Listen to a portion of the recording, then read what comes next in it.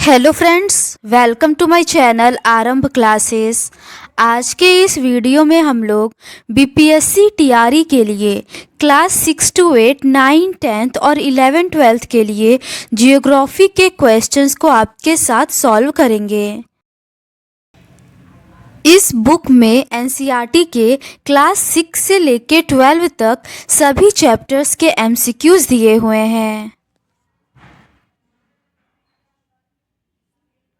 इस बुक में BPSC TRE 1, 2, 3, DSSB TGT PGT, KVS TGT PGT, NVS TGT PGT, EMRS TGT PGT में कुल मिलाकर 91 क्वेश्चन पेपर के एनसीईआरटी बेस्ड क्वेश्चंस दिए हुए हैं। तो बिना देर किए चलिए आज का ये वीडियो शुरू करते हैं।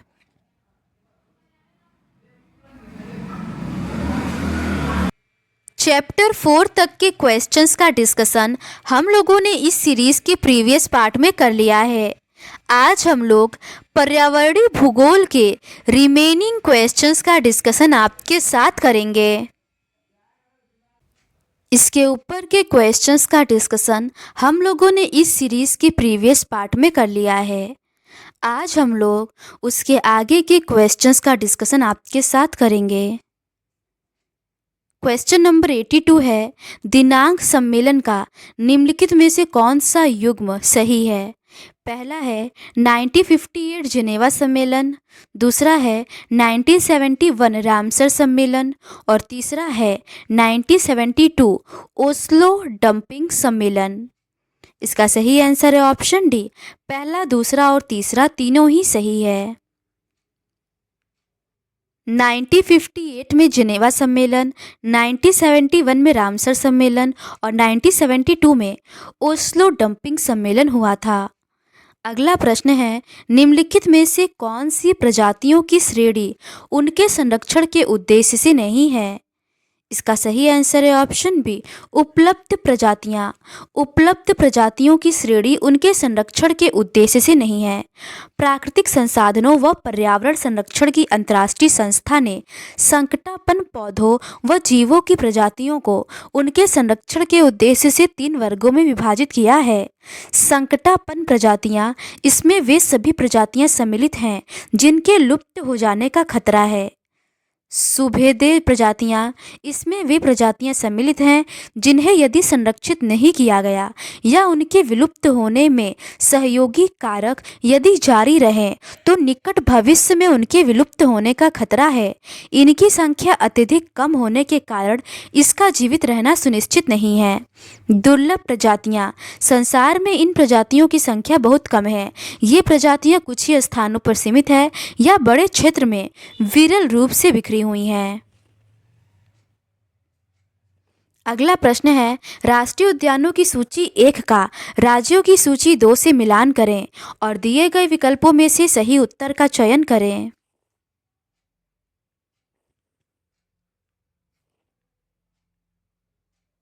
इसका सही आंसर है ऑप्शन ए, जल्दापाड़ा राष्ट्रीय उद्यान का पश्चिम बंगाल होगा, काजीरंगा राष्ट्रीय उद्यान का असम होगा, कान्हा राष्ट्रीय उद्यान का मध्य प्रदेश होगा और नमदाफा राष्ट्रीय उद्यान का अरुणाचल प्रदेश होगा। अगला प्रश्न है, फ्लाइंग स्क्वैरल निम्नलिखित में से किस जीवमंडल रिजर्व में पाई जाती है। इसका सही आंसर है ऑप्शन ए, पंचमढ़ी मध्य प्रदेश। उड़न गिलहरी की विश्व भर में 44 जीव वैज्ञानिक जातियां हैं जिनमें 12 जातियां भारत में पाई जाती हैं तथा मध्य प्रदेश का पंचमढ़ी जैव मंडल क्षेत्र फ्लाइंग स्क्वैरल के लिए प्रसिद्ध है। फ्लाइंग स्क्वैरल की खूबी है कि वह एक पेड़ से दूसरे या नीचे उतरने के लिए ग्लाइड करती है। यह विचरण करते समय अपने चारों पैरों को समान दूरी पर फैलाती है।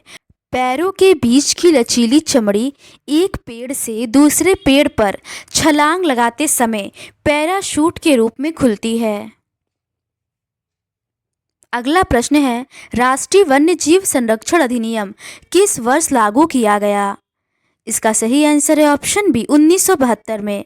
राष्ट्रीय वन्य जीव संरक्षण अधिनियम 1972 ईस्वी में लागू किया गया, जिसमें वन्य जीवों के आवास रक्षण के अनेक प्रावधान थे। इस कार्यक्रम के तहत बची हुई संकटग्रस्त जातियों के बचाव पर, शिकार प्रतिबंधन पर, वन्य जीव आवासों का कानूनी तथा जंगली जीवों के व्यापार पर रोक लगाने आदि पर प्रबल जोर दिया गया। इस अधिनियम के दो मुख्य उद्देश्य हैं।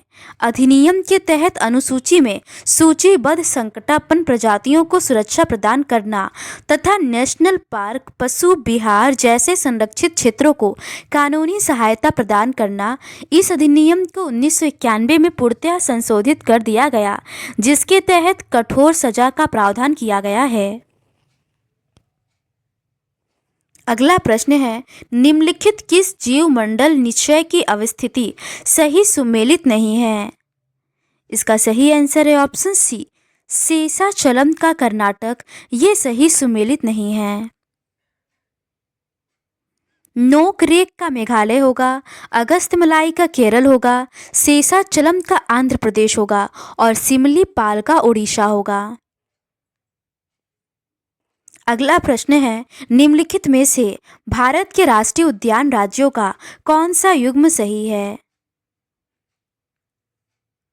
पहला है साइलेंट वैली राष्ट्रीय उद्यान कर्नाटक, दूसरा है बांधवगढ़ राष्ट्रीय उद्यान राजस्थान, तीसरा है कान्हा राष्ट्रीय उद्यान मध्य प्रदेश। इसका सही आंसर है ऑप्शन बी केवल तीसरा सही है। कान्हा नेशनल पार्क एवं बांधवगढ़ नेशनल पार्क मध्य प्रदेश राज्य में स्थित है, जबकि silent valley national park Kerala राज्य में स्थित है। कुछ अन्य महत्वपूर्ण राष्ट्रीय उद्यान इस प्रकार हैं। जिम कॉर्बेट राष्ट्रीय उद्यान ये उत्तराखंड में है। सुल्तानपुर राष्ट्रीय उद्यान ये हरियाणा में है। केवलादेव राष्ट्रीय उद्यान, सरिस्का राष्ट्रीय उद्यान राजस्थान में है। पेंच व संजय गांधी राष्ट्रीय उद्यान महाराष्ट्र में है। बांदीपुर राष्ट्रीय उद्यान कर्नाटक में है तथा पापीकोंडा राष्ट्रीय उद्यान आंध्र प्रदेश इत्यादि। अगला प्रश्न है, निम्नलिखित में से कौन सा राष्ट्रीय पार्क उत्तराखंड में स्थित है? इसका सही आंसर है ऑप्शन डी जिम कॉर्बेट। अगला प्रश्न है, निम्नलिखित में से कौन सा बायोस्फीयर रिजर्व मेघालय में स्थित है? इसका सही आंसर है option D Nokrek. Nokrek biosphere reserve Meghalaya राज्य में स्थित है, जबकि पन्ना मध्य प्रदेश में, सिमलीपाल उड़ीसा में तथा मानस असम में स्थित बायोस्फीयर रिजर्व हैं। अगला प्रश्न है, भारत का पहला बायोस्फीयर रिजर्व। इसका सही आंसर है ऑप्शन डी नीलगिरी है। भारत का पहला biosphere reserve Nilgiri biosphere reserve है, जिसकी स्थापना 1986 में हुई थी। इस बायोस्फीयर रिजर्व में वायनाड वन्य जीव सुरक्षित क्षेत्र, नगरहोल, बांदीपुर और मधुमलाई, नीलंबुर ढाल, ऊपरी नीलगिरी पठार, साइलेंट वैली और सिदुआनी पहाड़ियाँ शामिल हैं। इस जीवमंडल रिजर्व का कुल क्षेत्र 5520 वर्ग किलोमीटर है। यहाँ पर दो संकटापन्न प्राणी प्रजातियां नीलगिरी ताहर और शेर जैसी दुम वाले बंदर की सबसे अधिक संख्या पाई जाती है। नीलगिरी निचय में हाथी, बाघ, गौर, सांभर और चीतल जानवरों की दक्षिण भारत में सबसे ज़्यादा संख्या और कुछ संकटापन्न और क्षेत्रीय विशेष पौधे पाए जाते हैं। अगला प्रश्न है, भारत सरकार द्वारा पर्यावरण संरक्षण अध्यादेश निम्नलिखित में से किस वर्ष में लागू किया गया था? इसका सही आंसर है ऑप्शन डी 1986। भारत सरकार द्वारा पर्यावरण संरक्षण अध्यादेश वर्ष 1986 में लागू किया गया था। इसका मुख्य उद्देश्य पर्यावरण को संरक्षण प्रदान करना और उनको बेहतर बनाना है। यह कानून केंद्रीय सरकार को ऐसे उपाय करने का अधिकार देता है जो पर्यावरण को शुद्ध एवं स्वच्छ रखने में सहायता करे। इस एक्ट में मुख्य बिंदु इस प्रकार हैं। प्रदूषण के विभिन्न मापदंड तैयार करना, औद्योगिक क्षेत्रों की सीमा निर्धारित करना, हानिकारक गैस उत्सर्जन तथा उद्योगों से निकाले जाने वाले जल इत्यादि के नियम तथा कानून तैयार करना, दुर्घटनाओं की रोकथाम तथा खतरनाक अवशेषों को लाने ले जाने की कार्य प्रणाली तैयार करना, उन सभी संसाधनों, कच्चे माल तथा औद्योगिक प्रक्रियाओं का निरीक्षण एवं परीक्षण करना जिनसे प्रदूषण बढ़ने की संभावना हो, पर्यावरण प्रदूषण की रोकथाम के लिए आचरण संहिता तैयार करना।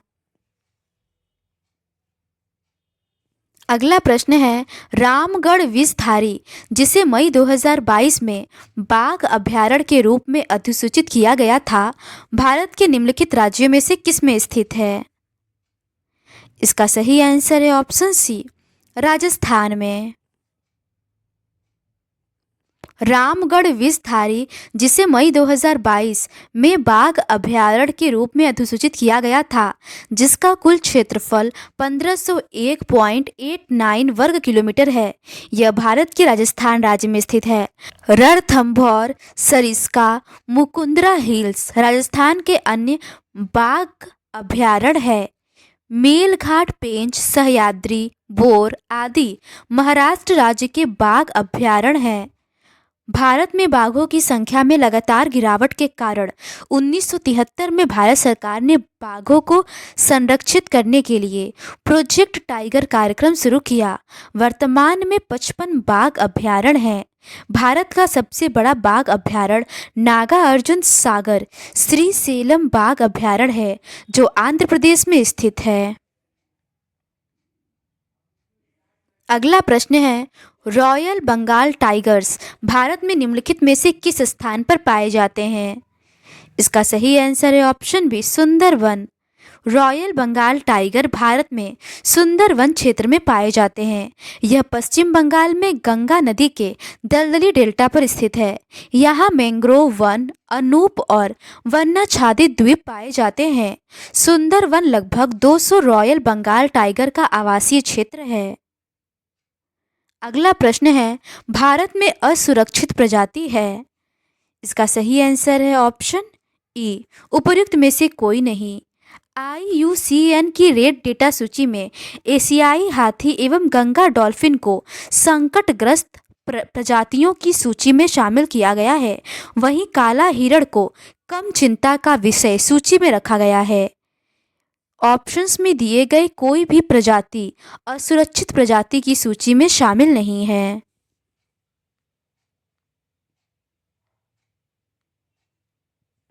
अगला प्रश्न है, निम्नलिखित वन्य प्राणी अभयारण्य में उनके अवस्थिति के आधार पर सबसे दक्षिण में कौन सा है? इसका सही आंसर है ऑप्शन सी, मुदुमलाई। इन सारे ऑप्शंस में मुदुमलाई तमिलनाडु में वन्य जीव अभयारण्य सबसे दक्षिण में स्थित है।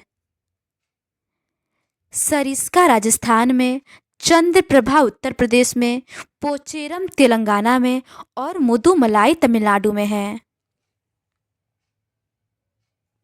अगला प्रश्न है, प्रोजेक्ट टाइगर की शुरुआत कब की गई थी? इसका सही आंसर है ऑप्शन बी, 1973 में। प्रोजेक्ट टाइगर विश्व की बेहतरीन वन्य जीव परियोजनाओं में से एक है, जिसकी शुरुआत 1973 में हुई थी। बाघ संरक्षण मात्र एक संकटग्रस्त जाति को बचाने का प्रयास नहीं है, अपितु इसका उद्देश्य बहुत बड़े आकार के जैव जाति को भी बचाना है। प्रोजेक्ट टाइगर का मुख्य उद्देश्य भारत में बाघों की संख्या का स्तर बनाए रखना है, जिससे वैज्ञानिक, सौंदर्यात्मक, सांस्कृतिक और पारिस्थितिकी मूल्य बनाए रखे जा सके। उत्तराखंड में कार्बेट राष्ट्रीय उद्यान, पश्चिम बंगाल में सुंदरवन राष्ट्रीय उद्यान, मध्य प्रदेश में बांधवगढ़ राष्ट्रीय उद्यान, राजस्थान में सरिस्का वन्य जीव पशु विहार, असम में मानस बाघ रिजर्व और केरल में परियार बाघ रिजर्व भारत में बाघ संरक्षण परियोजनाओं के उदाहरण हैं। अगला प्रश्न है, बांधवगढ़ राष्ट्रीय उद्यान किस राज्य में स्थित है? इसका सही आंसर है ऑप्शन बी, मध्य प्रदेश में। अगला प्रश्न है, किस वर्ष में प्रोजेक्ट टाइगर की शुरुआत की गई? इसका सही आंसर है ऑप्शन ए, 1973 में।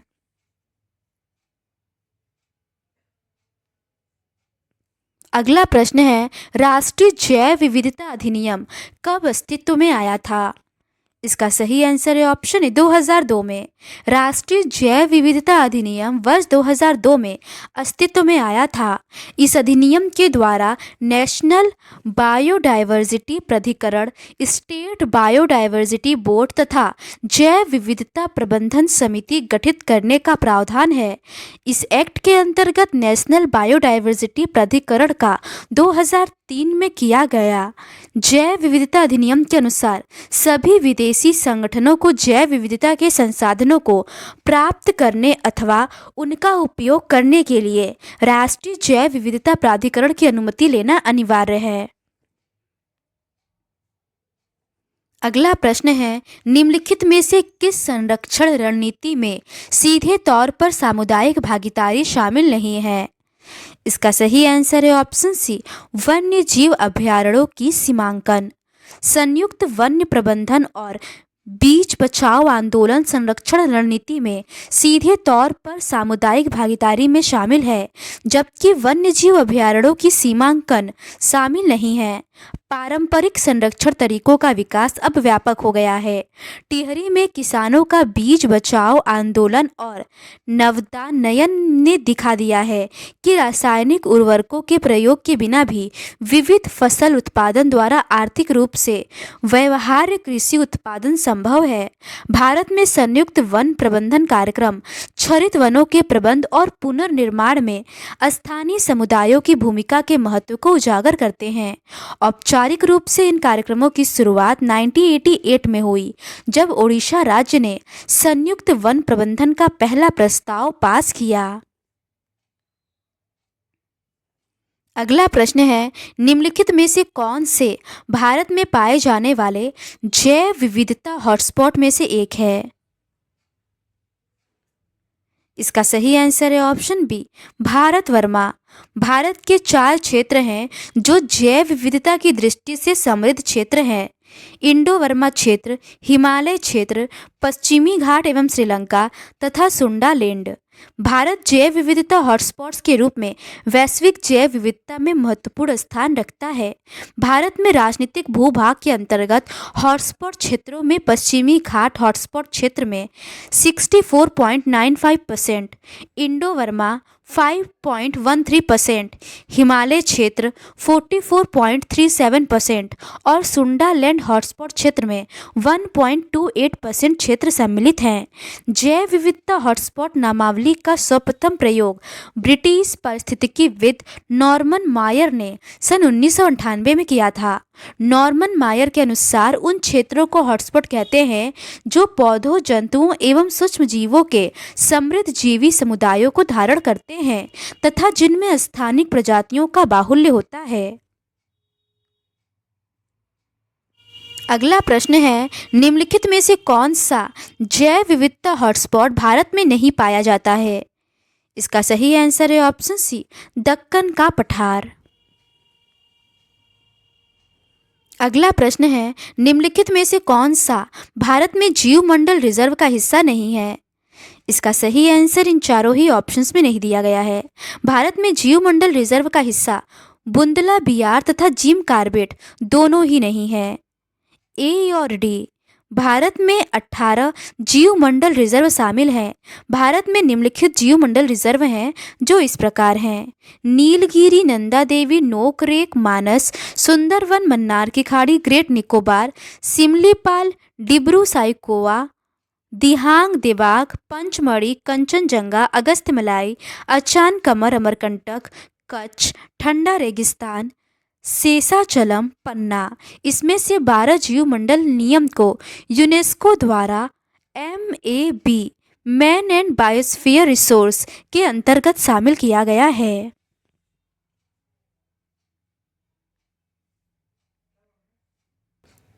अगला प्रश्न है, पर्यावरण एवं वन मंत्रालय की वार्षिक रिपोर्ट 2018-19 के अनुसार भारत में जीवमंडल निचय की कुल संख्या निम्न में से कौन सी है?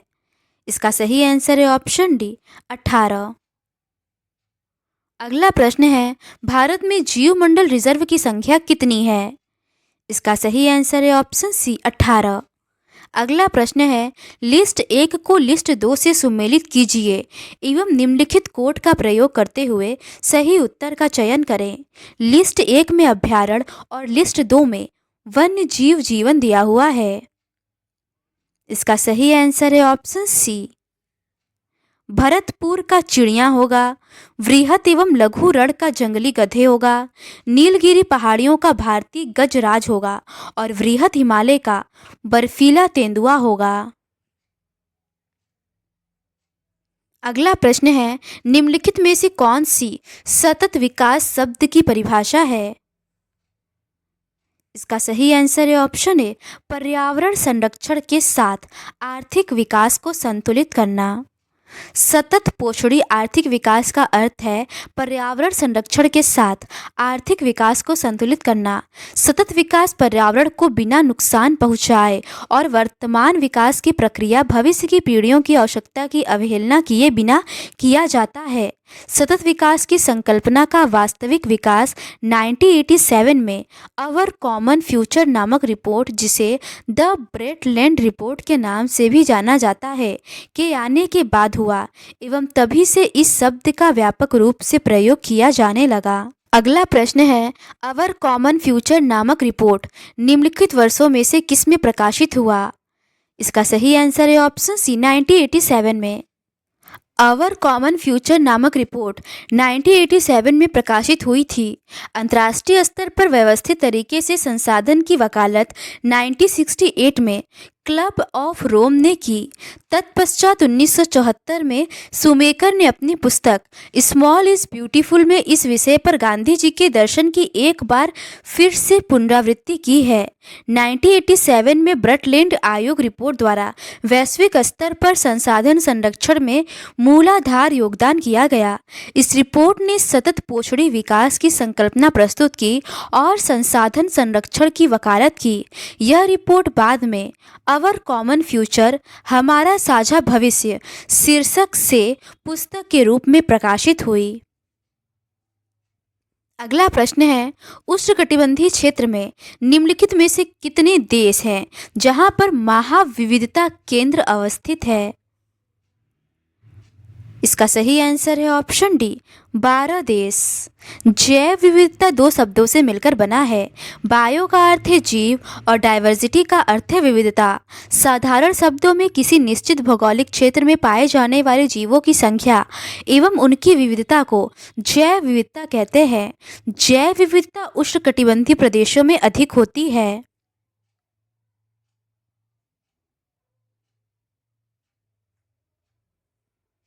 तो आज के इस वीडियो में बस इतना ही। पर्यावरणीय प्रदूषण से संबंधित प्रश्नों का डिस्कशन हम लोग इस सीरीज़ के नेक्स्ट पार्ट में करेंगे। अगर आपको ये सीरीज़ पसंद आती है तो please do subscribe to my channel and like this video. Thank you.